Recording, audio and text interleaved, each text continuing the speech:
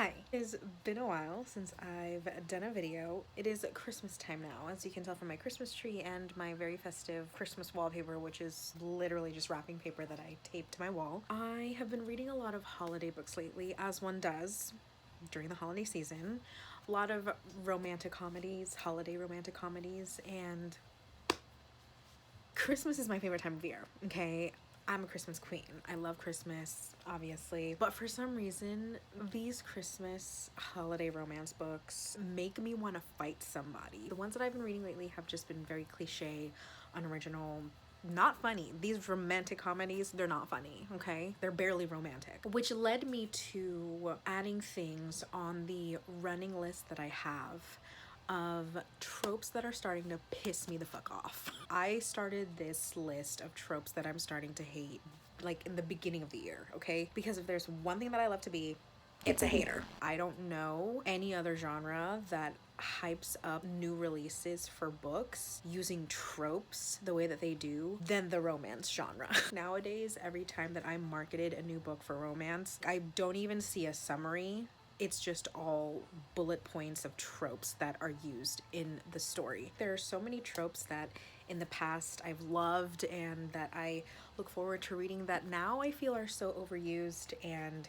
have become super played out, cliche, and just boring. There are no original ideas, and I understand that there's no room for original ideas anymore, but do we always have to follow the same fucking formula? And I just feel like the romance genre is starting to get very saturated with tropes. Most of the times when I read these books, the tropes are super downplayed or they're executed absolutely horribly, or they're like at the end of the book, we're 70% in, and then this trope comes in. At that point, I'm like, I don't even care. I don't care. These tropes are just used as clickbait now, you know? Like someone sees Brother's Best Friend and they're like, oh my god, I'm gonna read it. What the fuck is the book about? Anything else? Does this mean that I'm never going to read these tropes in books ever? No, of course not. Like I said, some of these tropes have been my favorite tropes to read. I'm just sick and tired of seeing them now. Like at this point, I'm like, where can we go from here? This is a disclaimer. I'm gonna go the fuck off in this video. And you know what? The way that I show love is through hate. So here we go. I'm gonna start with off with the banger because everyone hates this fucking trope. And it should come as no surprise to anyone that this is my most hated trope, but it is a surprise pregnancy trope. It's funny because I just watched a video of the booktuber Jessie the Reader. The video was of like what makes you DNF a book, and the #1 response that everyone gave him was the surprise pregnancy trope. And it's like widely known. Like on Reddit, I see people always like complaining about the surprise pregnancy trope. Even on TikTok, I see people complaining and comments and videos of people saying like they hate the surprise pregnancy trope. So you would think like with the romance genre being so popular on booktube and on book talk and on social media in general, that authors would know that readers hate the surprise pregnancy trope, that they would stop using the surprise pregnancy tropes in their books. And yet here we are. I have DNF'd so many books because of this trope. The book will be all dandy and all fine and all happy and all flowers and sunshine, and the minute that the female main character starts to feel nauseous, bye. She's out. She's out. That's it. It's over. I'm done. I cannot read another fucking book with a surprise pregnancy trope. I do not have it in me. I truly do not. I've read enough. I'm so sick of it. I don't want it. And the thing is, it's like they can't really market a book saying that there's a surprise pregnancy trope because it's a fucking surprise. I don't want kids. And there are a lot of women these days, especially now, and it's becoming a little bit more normalized that women don't want kids. And so why does every fucking romance book have to end with fucking marriage and children? This isn't to say that I don't like kids in books, because some of my favorite romances are single parent romances, and you know, I'm not opposed to children in books. Babe, it's 2023. At this point, we know how babies are made. There are a multitude of resources to prevent it from happening if you don't want kids, which most of these women do not want kids in these books. They're either not ready for it, they're not prepared for it, they're not thinking of it, they don't want it, and yet we're letting it happen. We're letting it happen. We are letting it happen because we know how to prevent babies. It pisses me off. Why are we not using protection? why are people shocked? We hooked up with no protection. I didn't take a plan B or anything. And then we're shocked when she's nauseous and missed her period. You know what I, like, I don't know, the surprise pregnancy trope, like, it's my 13th reason, I swear to God. Let's get rid of it. You know, like 2024, let's take a step back when you're writing your little romance book. Let's reevaluate whether or not it really needs a surprise pregnancy trope, because 10 times out of 10, it doesn't. You're welcome. We're moving on, because I could honestly write a dissertation on that trope. The next trope that's starting to piss me off, the billionaire trope. Does the world really need more billionaires? Does it? Why is it so easy for people to become billionaires? Like, how are these men in these romance books constantly becoming billionaires? Because that's a lot of money. I know it's not real. We have to make it a little bit more realistic, just a little bit. There was a time where I could, suspend my level of disbelief on how many billionaires there were. Now I can't. I can't justify it anymore. And now that I'm 30, I'm like, a billionaire under 30 years old?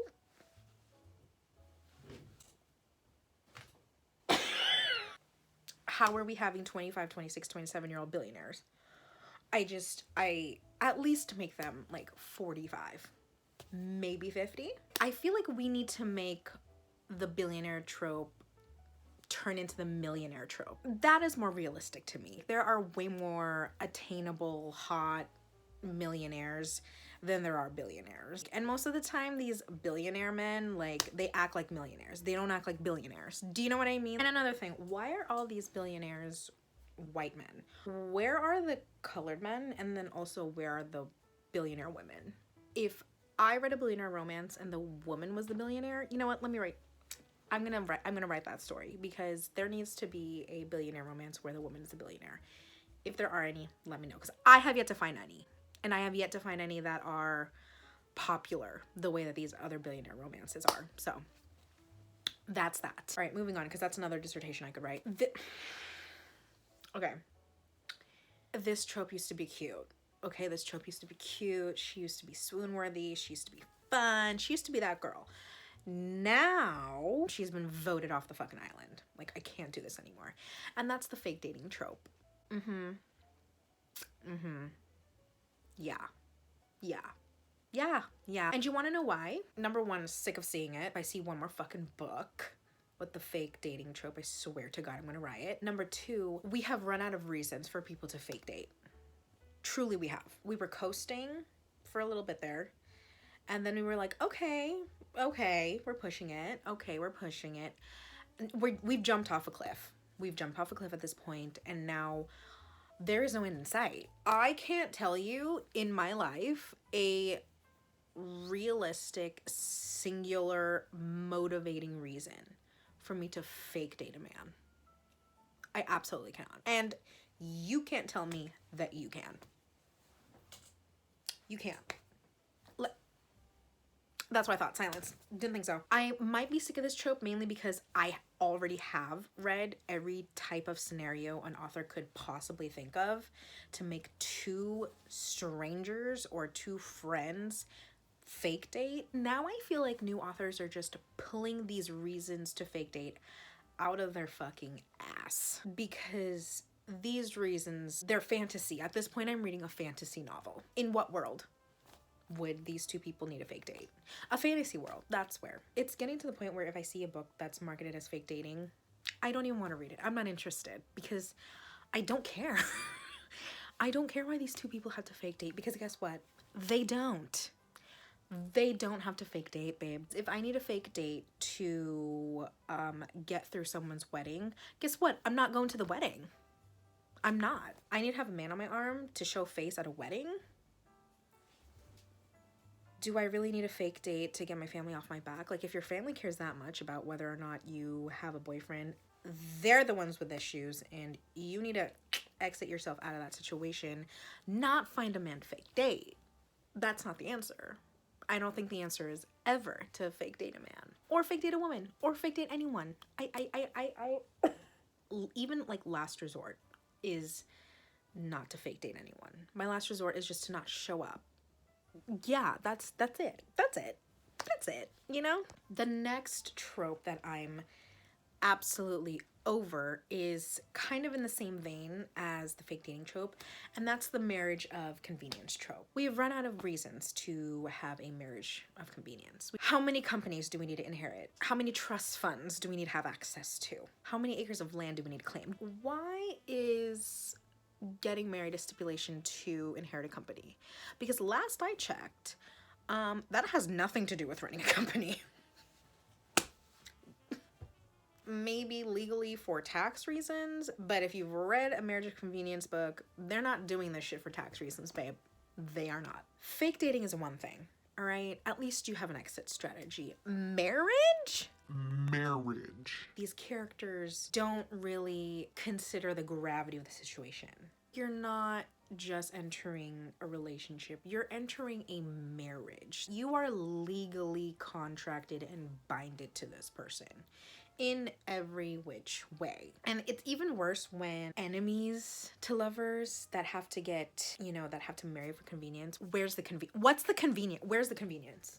I see nothing convenient about marrying someone so that they can inherit land or I can inherit a company, because guess what? I'm still stuck with that fucking person. That's not convenient. Authors, brainstorm. Brainstorm just a little better, please. Thank y'all. Okay, so the next one isn't me necessarily hating the trope itself. It's me hating that it's marketed as one thing when it's really the other. And that's when a book is marketed as enemies to lovers when it's really just hate to love. It's not, they're not enemies. They're not mortal enemies. Like when I hear enemies to lovers, our kingdoms are at war and you and I are on the battlefield fighting to the death.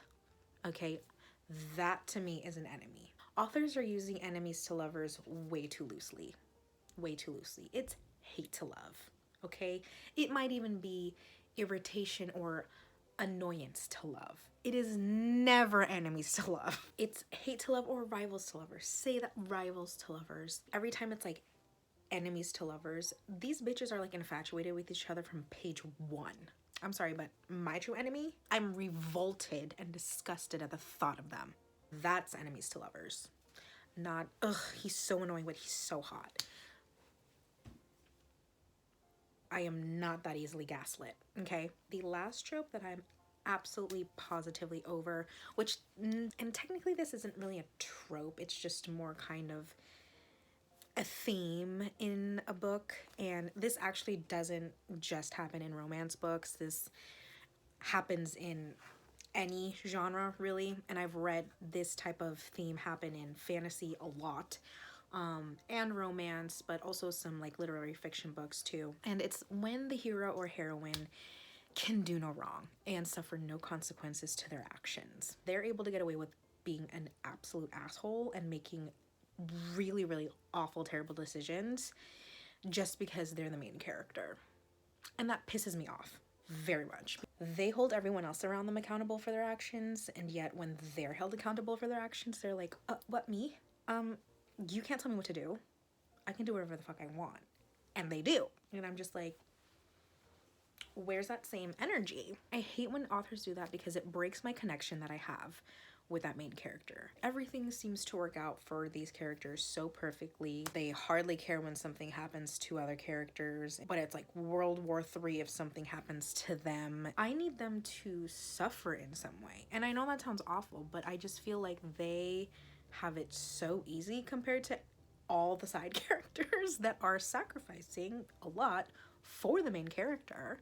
And the main character is just sitting there like, yep, as you should. Anyway, so those are all the tropes that I'm absolutely sick of, that I've had it to hear with. And like I said, it's not like I'm never going to read books with those tropes ever again. I just feel like it's going to take a lot for me to get back into reading these tropes for a while. It does suck that because of how popular these tropes have gotten, I think authors have just gotten really lazy with how they write their books with these tropes, because they can get away with, you know, writing whatever because their books have these tropes. I'm sure there will be a part 2 of more tropes that I'm sick and tired of later on, because like I said, if there's nothing I love more than to do in life, it's to be a hater. Okay, so that's the end of this video. Hope you enjoyed, and I will see you next time. Bye.